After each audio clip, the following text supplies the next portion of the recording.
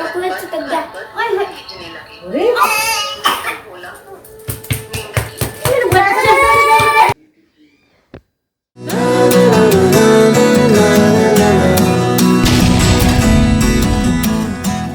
Hi everyone, welcome to my channel. कैसे हैं आप सब? I hope you are doing well. So everyone, आज होली अष्टमी का फास्ट है जो कि बच्चों के लिए रखा जाता है, जो कि मदर्स जो हैं वो बच्चों के लिए फास्ट रखती हैं कि उनके लिए दुआ मांगती हैं, उनके लिए ब्लेसिंग्स मांगती हैं भगवान से। और इसमें हम क्या क्या करेंगे वो मैं आपको भी इस वीडियो में बताने वाली हूँ। तो चलिए स्टार्ट करते हैं। तो आज जीनी स्कूल भी गई थी। आज उसका फर्स्ट डे था और वो बहुत एक्साइटेड थी, बहुत खुश थी। जस्ट मैं अभी स्कूल से उसको लेकर आई हूँ, तो वो बहुत खुश थी और मुझे बहुत अच्छा लगा कि आज वो फर्स्ट डे स्कूल गई, वो भी 2 इयर्स बाद। तो आई एम सो हैप्पी। तो चलिए आज हम पूजा स्टार्ट करते हैं और उसके बारे में मैं आपको और भी चीज़ें बताऊंगी कि कैसे कैसे उसको विधि होती है, कैसे कैसे उसको करना है। चलिए स्टार्ट करते हैं। जीनी आ गई है स्कूल से। जीनी, आपको कैसा लगा आज 2 इयर्स बाद स्कूल जाकर? बहुत अच्छा लगा। बहुत अच्छा लगा। मज़ा आया? मैंने डांस भी देखा, मैंने डांस भी देखा? पिटाई भी देखी। किसकी पिटाई? तुरंत की। और आज मैंने आपके लिए फास्ट रखा है। मेरा बच्चा, मेरी जीनी बोल रही थी अभी मुझे कि को शुक्र है कोई व्रत तो है जो बच्चों के लिए भी रखा जाता है। Bye bye. मैं ये चिप्स का पैकेट ओके, डस्टबिन में डालो। सबसे पहले हम चौकी लगाएंगे, आसन लगाएंगे। तो आसन लगाते हैं।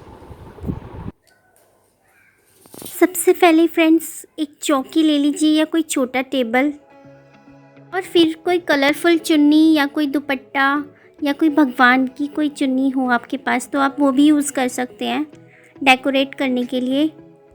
उसके बाद अहोई माता की फ़ोटो रखिए सेंटर में, और चारों तरफ से आप फूलों से भी उसको डेकोरेट कर सकते हैं। और थाली में थोड़े फ्रूट्स और गेंदे की माला, थोड़ी सी मिठाई, मोली, धूप, जिन जिन चीज़ों से माता रानी प्रसन्न होती हैं वो सब चीज़ें होनी चाहिए प्लेट में। अहोई माता की चौकी अच्छी से सजा दी है मैंने। देखिए कितनी सुंदर लग रही है। It's beautiful. Friends, Ahoi Mata का व्रत बच्चों की सुख समृद्धि, स्वास्थ्य और प्रगति के लिए किया जाता है ताकि बच्चे खुश रहें, उनको जीवन में कभी भी कोई कष्ट ना हो, माता रानी की कृपा उन पर सदा बनी रहे। तो सभी मदर्स अपने बच्चों के लिए ये व्रत रखती हैं। फ्रेंड्स, ये जो व्रत है ये संतान प्राप्ति के लिए भी किया जाता है। तो बोलेंगे अहोई माता की जय। तो गाइस, अभी हम अहोई माता को प्रसाद में चढ़ाने के लिए 8 पोहे और 8 पूरी बनाएंगे। तो चलिए स्टार्ट करते हैं। मीठे पोहे बनाने के लिए हमें चाहिए गेहूं का आटा, 1 कटोरी चीनी, सौंफ, सा शहद, ड्राई फ्रूट्स ऑप्शनल है। अभी इन सब को मिक्स करेंगे अच्छी तरह आटे में, और पानी डालकर इसको थोड़ा पतला पतला करेंगे।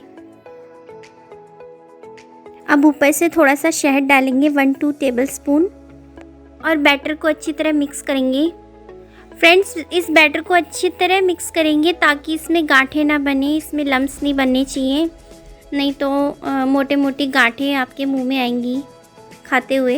फ्रेंड्स, पोहे का जो टेस्ट होता है वो बहुत अच्छा होता है, बहुत टेस्टी लगते हैं खाने में। अगर आप ड्राई फ्रूट्स डालेंगे इसके साथ तो बहुत ही यम्मी लगते हैं। तो गाइस, अभी हम सबसे पहले पूरी उतारेंगे। 8 पूरी उतारेंगे पूजा के लिए, और उसके बाद हम उतारेंगे पोहे, मीठे पूड़े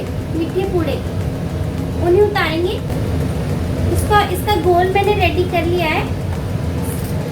इसका घोल जो था वो मैंने रेडी कर लिया है, आटे का घोल। तो मैं इसके पूड़े उतारूंगी मीठे वाले, तो वो भी माता रानी को भोग लगते हैं होली अष्टमी वाले दिन। और फ्रेंड्स, पूड़ी का जो साइज़ है आप थोड़ा छोटा ही रखिए, वो ज़्यादा बड़ा मत रखिए।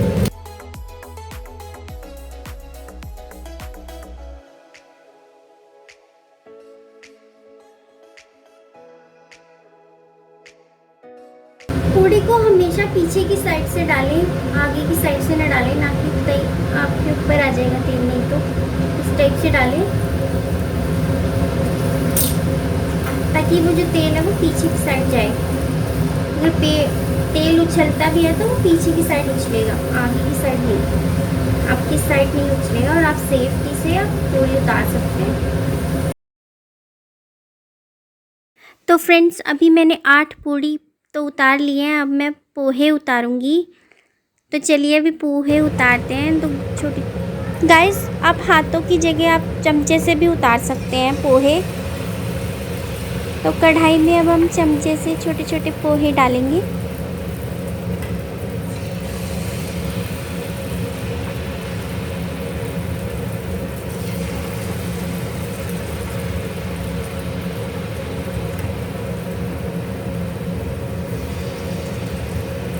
तो फ्रेंड्स हमारे पोहे और पूड़ी प्रसाद बनकर रेडी हो चुका है और इसमें अहोई माता के साथ माता पार्वती और शिव की भी पूजा की जाती है। तो मैंने शिव पार्वती की मूर्ति भी यहाँ पर रख दी है। तो फ्रेंड्स अहोई माता की फ़ोटो और पूरा दरबार लगा दिया है मैंने। तो चलिए अब कथा स्टार्ट करते हैं।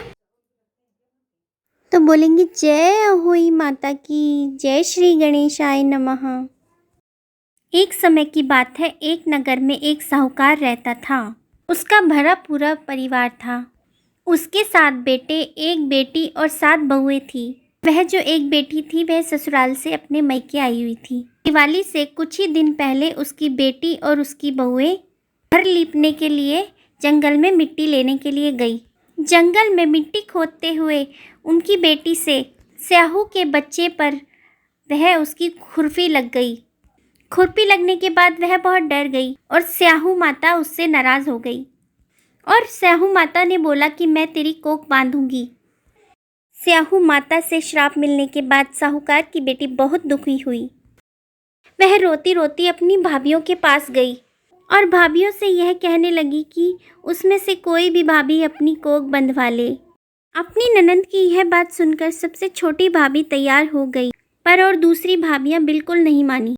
अहोई माता के श्राप के कारण उसकी भाभी के संतान तो हुई, पर वह 7 दिन ही जीवित रह पाती थी और अगले दिन मर जाती थी। वह बहुत परेशान हो गई और फिर एक पंडित से मिली और उपाय पूछने लगी। फिर पंडित जी ने एक उपाय बताया कि तुम्हें सुराही गाय की सेवा करनी चाहिए। वह सुराही गाय की सेवा शुरू कर देती है। फिर उस लड़की की सेवा से सुराही गाय बहुत प्रसन्न होती है और उसे स्याहू माता के पास ले जाती है।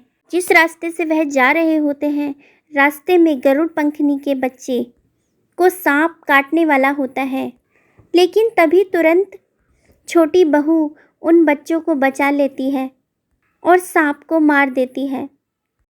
तभी गरुड़ पंखनी के बच्चों की माँ वहाँ पर पहुँच जाती है और गरुड़ पंखनी की माँ घटना सुनने के बाद बहुत ही प्रसन्न होती है, बहुत ही प्रभावित होती है और उस बेटी को स्याहू माता के पास ले जाती है।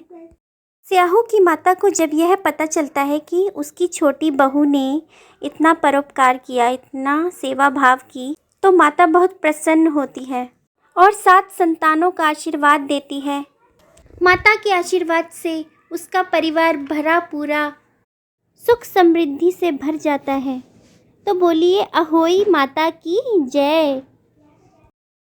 तो दोस्तों कथा के बाद सूर्य भगवान को जल दिया जाता है। तो गाइस आप सभी को अहोई अष्टमी की बहुत बहुत शुभकामनाएं। आपको और आपके परिवार को सदा माता रानी खुश रखे, सदा आप पर और आपके बच्चों पर कृपा बनाई रखे। तो फ्रेंड्स जिसने मेरा चैनल सब्सक्राइब नहीं किया तो प्लीज़ सब्सक्राइब कर ले और वीडियो लाइक ज़रूर कीजिएगा।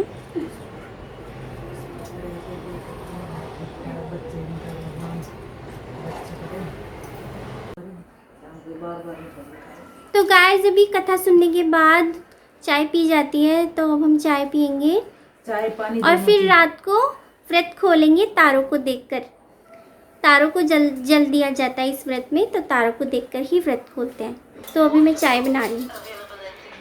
चलिए फ्रेंड्स, तारा दिख रहा है आसमान में, एक ध्रुव तारा। तो गाइस अभी तारे निकल चुके हैं और मैं अब तारों को जल देकर और फिर मैं फ़ास्ट खोलूँगी। बट आज मेरा थर्सडे का भी फ़ास्ट था, तो आज मुझे फीका खाना ही खाना होगा और बेसन का कुछ बना के खाना होगा। तो देखते हैं आज क्या खाएंगे हम। जिस तरीके से करवा चौथ में प्रोसेस होता है, थाली को घुमाकर आरती करते हैं, उसी तरीके से तारों की आरती की जाती है और उसको भी टीका किया जाता है, चावल अर्पित किए जाते हैं और फिर लास्ट में जल दिया जाता है।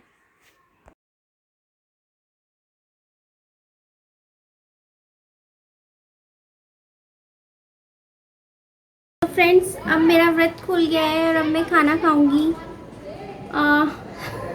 खाने में तो पता नहीं क्या खाऊंगी, क्योंकि आज वीरवार भी था तो मेरा उसका भी फास्ट था। तो मैं बेसन की ही नमक का ही बना के कुछ खाऊंगी। अब बिना नमक का ही बना के कुछ खाऊंगी बेसन का। तो तारा तो आपने देख ही लिया, ऊपर दिख रहा है। तो चलिए मिलेंगे अब नेक्स्ट ब्लॉग में। Thank you so much, take care and bye bye.